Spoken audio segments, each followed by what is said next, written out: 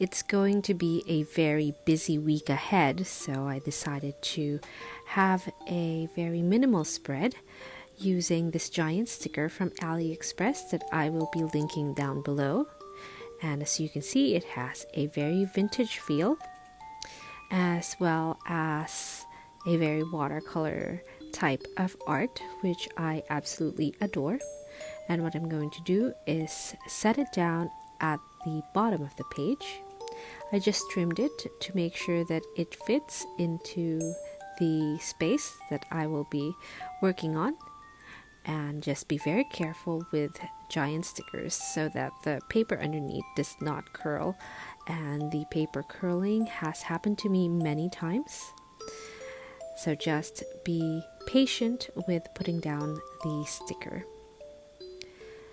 So this week will not have a lot of stickers aside from this giant one that I've put down, and I do that a lot whenever I use giant stickers. So first I'm going to be using this Staedtler pen, and I will be deepening the lines that are already in this page. So this is a Hobonichi Cousin weekly spread. And if you're unfamiliar with the Hobonichi Cousin, make sure to check out my playlist or some of the videos that I will be linking in the description below. And this brown pen really lends itself to this spread, and it looks very cohesive, and I am very happy with how it matches.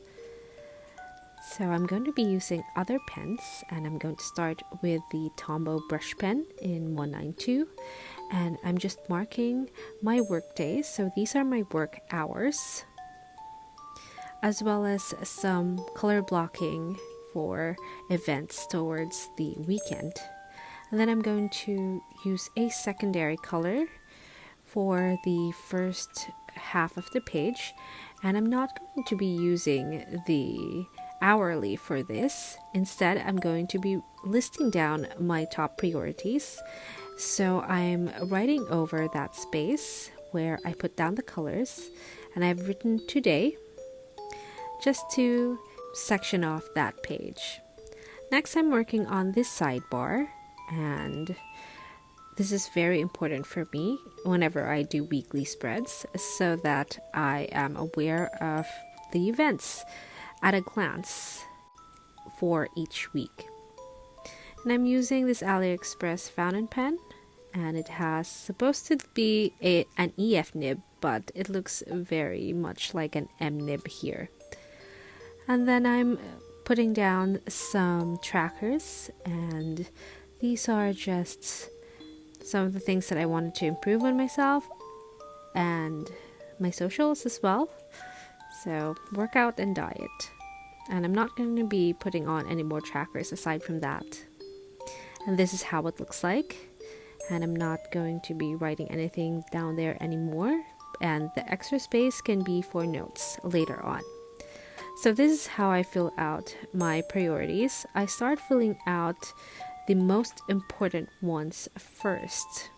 And if I remember anything, I just write it on the top. But mostly the top is blank. So this is looking very non-linear. I don't plan my priorities daily. Instead, I choose the most important first, as I've mentioned. And then everything else can be on the open days, or when there's a space on that day for anything else.